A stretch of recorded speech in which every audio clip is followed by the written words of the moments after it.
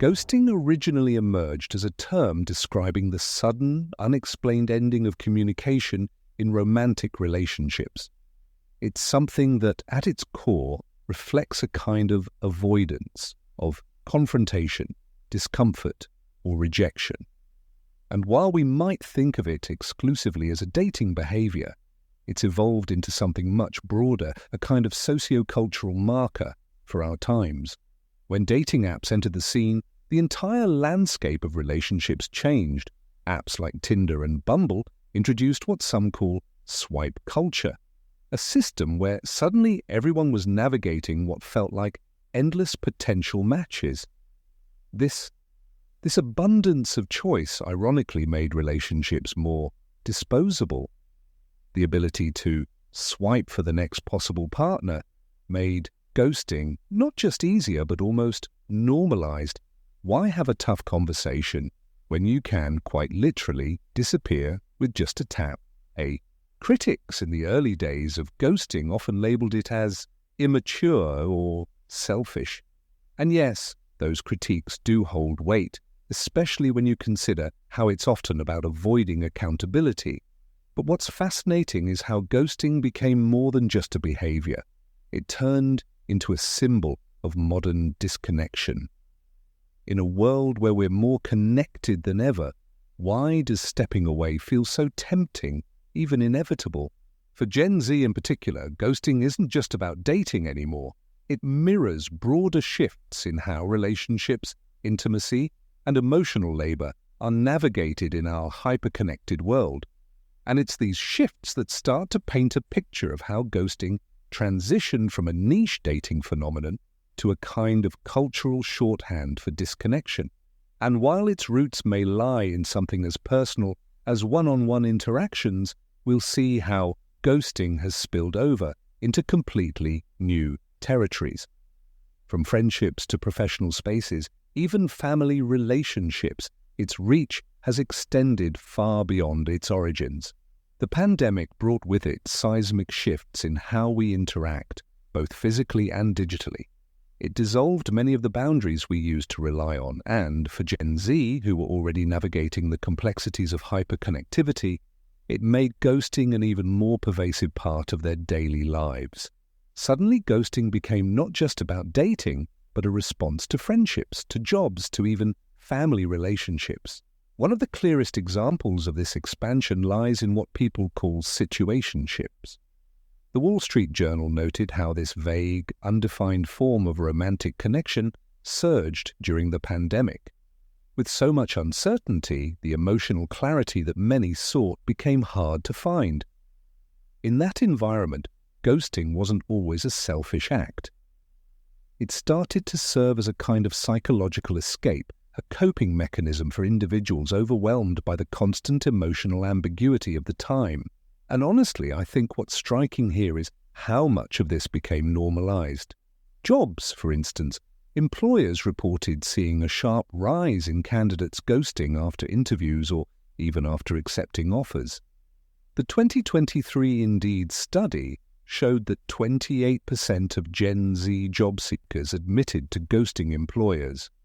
But the reciprocity of it is important. Companies, too, began ghosting applicants at higher rates during those same years. It's like the very fabric of professionalism was put under strain, and ghosting became this almost silent form of communication, or non-communication. But why did this happen specifically during the pandemic? The blurring of digital and physical realms plays a huge role. Social contact moved almost entirely to platforms like Zoom, and relationships, not just romantic ones, were forced to exist in a digital space. This intense reliance on digital communication made it easier and perhaps less guilt-inducing to just disappear, to, log off or not reply. A 2020 CDC report revealed that nearly 75% of young adults experienced multiple adverse mental health symptoms during the pandemic. That's a staggering number, and it points to why ghosting might not just be about disconnection, but about kind of self-preservation. What's clear is that ghosting wasn't just a one-off behavior anymore. It became an embedded practice. It's almost like an unintended result of the pandemic-era lifestyle, where the lines between engagement and withdrawal grew thinner and thinner. There's a term, Snapchat dysmorphia, that captures the way our self-image becomes distorted by technology. It refers to the influence of filters, curated photos, and idealized digital selves that shape how we see ourselves and how we present to others. In a world where so much of our identity is constructed through screens, it's no surprise that our sense of connection feels equally fragmented. As we step deeper into this digital reality, the way we show up, or choose not to, reveals just how much perception and presence have begun to blur. Let's think about presence for a moment. Platforms like Instagram or Snapchat leave us with traces, read receipts, online activity indicators, these constant reminders of whether someone has acknowledged you or not. This is what makes ghosting so jarringly visible. The pain comes not just from someone fading away, but from knowing they saw you, they chose not to respond. Technology amplifies that limbo, and it's excruciatingly precise in highlighting absence. It's no longer just a feeling, it's quantified by the lack of a double tap or the absence of a reply. And the impact of this precision isn't just personal. Take workspaces as an example. That same 2023 Indeed study we mentioned earlier found something striking. 28% of Gen Z job seekers admitted to ghosting employers. Just not showing up for interviews, ignoring emails, choosing not to engage. But employers, they're doing the same thing, ghosting applicants after interviews, withdrawing offers without notice. It's a cycle, a feedback loop, where withdrawal becomes normalized on both sides. And in professional environments, this lack of accountability further strains communication. But it's not just about what technology lets us do, it's how it makes us feel. Digital spaces distort relationships. Zoom dysmorphia, for example, highlights how people became hyper-aware of their own reflections during hours of video calls. Instead of connecting with others, you're caught in this loop of self-perception. It's disorienting, maybe even dehumanizing. And when our perception of ourselves and others feels warped, it's almost inevitable that disconnection follows. Like, if I don't trust what I see, is it easier just to fade away? These phenomena point to a deeper cultural disorientation. Ghosting, as much as it frustrates or hurts, seems to thrive in fragmented spaces, fragmented expectations, fragmented attention, fragmented realities. And the question becomes, where do we go from here? Ghosting as we know it has moved far beyond its original context. It's no longer just about dating or avoiding awkward goodbyes. It's now intertwined with how we manage emotional boundaries and self-care. Today, leaving an event without saying goodbye, what some call the Irish goodbye, is not just common, it's praised. It reflects this broader shift toward prioritizing emotional well-being over social norms. Big Boss Veta captured this shift in a tweet when she said, "Please respect my ghosting stage. I be going through stuff can't nobody help me with." These words resonate with so many because, honestly, they reflect a reality we don't often discuss, that sometimes disappearing feels necessary. It's not always about rejecting others, it's about self-preservation, especially in a world where constant emotional availability feels exhausting. But let's not romanticize it entirely. There's a paradox here, one worth exploring. On the one hand, ghosting in these social contexts can feel liberating. It's an act of reclaiming agency and setting clear boundaries, especially when traditional norms feel suffocating or outdated. On the other hand, it has the potential to isolate us further. By withdrawing without explanation, are we leaning too heavily on detachment as a solution to emotional strain? When we frame ghosting as self-care, we begin to challenge old ideas of etiquette and accountability. Is it outdated to expect formalities like farewells? Or are we losing something valuable in these disappearing acts? That's the tension we're sitting with, between these acts as empowering and these act as potentially alienating. And this makes me think, are these choices always deliberate, or are they shaped by the tools and spaces we interact in? When even public life begins to embrace practices of withdrawal, it suggests something deeper about how our environments influence our behaviors. Let's start by looking at the tools we use every day. Social media platforms like Instagram, Facebook, Snapchat. These platforms, which are designed to connect us, have these subtle features that ironically make disappearing almost inevitable. Look at read receipts, for example. They were meant to create transparency, but instead they amplify the ambiguity of ghosting. You send a message, you see it's been read, and then silence. That little scene marker. It becomes this symbol of absence, of being deliberately ignored. And of course, we can't ignore how online status indicators play into this. Even knowing when someone is active, how many times have we checked, only to wonder why they're so clearly online but not replying? This creates a kind of agonizing limbo. You can't help but notice, because technology leaves breadcrumbs with timestamps, notifications. It's constantly showing you everything except what you really want to know. And that's not by accident. Platforms thrive on engagement, even if it's the emotional frustration of waiting for a reply. But here's where it gets fascinating. Gen Z hasn't just accepted this as a passive reality.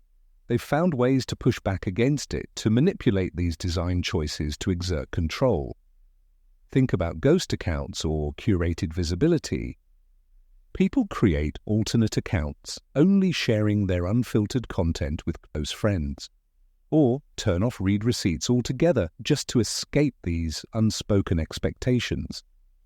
It's these small moves that show an awareness, an attempt to manage how digital systems shape emotional interactions. At the same time, though, the question remains, are these behaviors giving people control, or are they just deepening the sense of detachment? Because when you're selectively visible or hiding part of yourself online, are you really engaging authentically, or are you moving further into this fragmented identity that digital life tends to promote? The 2024 Pew Research report highlighted the role of social platforms in shaping emotional norms, particularly for Gen Z. It's not just about the features, but how they push us into these cycles of digital connection and withdrawal. And when you pair that with constant exposure to idealized online selves, it's like this paradox. Technology makes it easy to connect, but it also tempts and enables us to disengage just as easily. So where does this leave us? When the very tools meant to bring us closer quietly encourage us to withdraw, it feels almost inevitable that ghosting becomes the norm. And while it may feel like a way to escape or protect ourselves in the moment, when we think about ghosting, we often treat it like a one-size-fits-all phenomenon, but it's not. Who ghosts, why they ghost, and what it means all depend heavily on the social and cultural context. Take gender, for instance. Research shows that women are more likely to ghost, but not for the reasons we might think at first glance. For many women, ghosting isn't about being dismissive, it's about safety. Avoiding potentially uncomfortable or dangerous confrontations becomes a kind of self-protection. And this isn't just limited to gender. Race and cultural norms also play significant roles in shaping ghosting behaviors.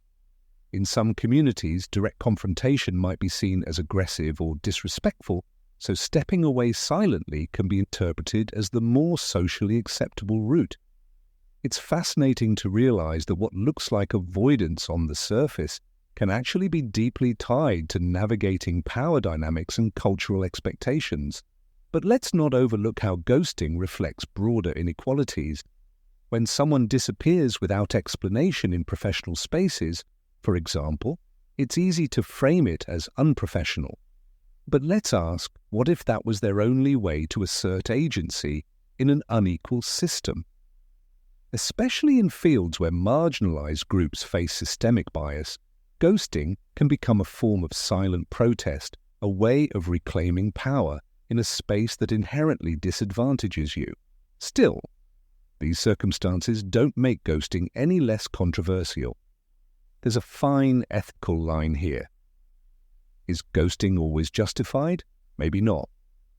But if you think about it, the idea that everyone deserves an explanation rests on the assumption that emotional labor is distributed equally, and it's not. For those already stretched thin, particularly those struggling with mental health or navigating forms of systemic oppression, ghosting can feel like the only viable option. It's not cruelty, it's capacity. And that raises an interesting question. Are we, as a society, placing unfair expectations on some while excusing others? Who gets judged for ghosting? Who gets forgiven? And what does this say about who holds power in communication? It's a form of silent negotiation, one that reflects how the rules of engagement are often anything but equal. Of course, even as we frame ghosting through these lenses of agency and inequality, understanding ghosting as a behavioral response requires us to look deeper, not just at the act itself, but at the emotional climate in which it occurs. And for Gen Z, this climate is shaped by unprecedented levels of connection. Think about it. We're navigating a world where notifications never seem to stop, where there's this constant pressure to be available, to respond, to engage. It's exhausting. And exhaustion isn't just a side effect, it's a driving force. The 2020 CDC report revealed that 75% of young adults aged 18 to 24 reported multiple adverse mental health symptoms during the pandemic. Those numbers are staggering, but they also reveal why ghosting isn't always as simple or as cruel as it's sometimes portrayed. It's often about capacity or the lack of it. When connection feels like just another demand, disengaging can feel like the only escape. Psychological overload, well, it's something we don't talk about enough. This idea that constantly being available, digitally, emotionally, socially, takes a real toll on our mental health. Imagine juggling deadlines, group texts, family dynamics, and on top of all that, this endless stream of social media content. For many, especially Gen Z, ghosting becomes a way to set boundaries when everything else feels overwhelming. And it's important to note that ghosting is rarely about malicious intent. Sure, it can feel abrupt, hurtful even, but in so many cases it's not born out of cruelty. It comes from a place of emotional fatigue, like someone's already stretched to their limit, carrying the weight of whatever anxiety or mental strain they're dealing with. Responding can feel, impossible. Ghosting then isn't rejection, it's self-preservation. Digital relationships, though, they complicate things even further. Virtual spaces don't just connect us, they amplify everything. They magnify interaction to a point where even basic social engagement feels higher stakes. And, well, when every single moment is scrutinized under the bright light of group chats or read receipts, it makes sense that people retreat. It's not ideal, sure, but it's also understandable, right? The more we think about it, the more it becomes clear that ghosting operates as a kind of coping mechanism in a world where availability feels both constant and unsustainable. When we talk about moving beyond ghosting, it's really about reimagining how we navigate disconnection, how we handle those moments when we need to exit a relationship, a conversation, or even just a situation.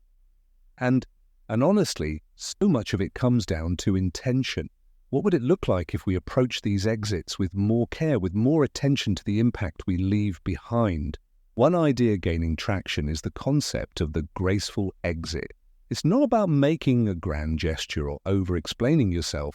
It's about a simple, honest acknowledgement, something that says, I need to step away, but I respect you enough to tell you that. And while this might not fit every situation, let's be real, some dynamics don't warrant that level of effort. It could shift cultural norms in a meaningful way. Think about how much we grapple with digital ambiguity, those unanswered texts, the disappearing acts. They create these lingering questions, right?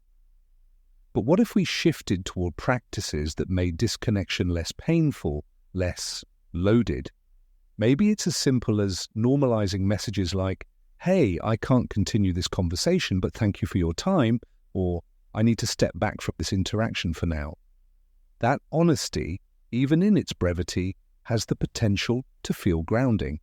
And this kind of mindset might start with younger generations, particularly Gen Z. They've lived so much of their lives in these digital spaces that they also have the potential to rewrite the rules. We're already seeing hints of this in conversations around emotional clarity and the push for intentional communication. It's not just about avoiding conflict, it's about, thinking ahead, considering how your choices influence the people around you, even if you're stepping away. But let's not kid ourselves, changing these norms won't be easy. Ghosting feels effortless, and introduced into a world of constant connectivity, it's often the fastest way to disengage. Yet the question we really need to ask is whether it's sustainable. If the default becomes disappearing, what does that mean for how we understand accountability and, more broadly, connection? Cultural shifts like this tend to start small. A shared tweet, a viral TikTok, even just casual norms within friend groups can shape perceptions around ghosting and graceful exits. And over time, that could expand into something larger, a collective understanding that maybe the way we disengage is just as important as how we show up. It challenges us to be both present and absent with intention. So as we reflect on all of this, I think the real takeaway is that redefining presence, what it means to truly be there for someone, might just be the key to moving forward. And maybe, just maybe, finding grace in exits will help us reclaim authenticity in this hyper-connected, often overwhelming world. And on that note, that's all for today. It's been a fascinating journey unpacking ghosting, its implications, and the opportunities it presents for a more thoughtful future. Thanks for listening. Take care, and I'll see you next time.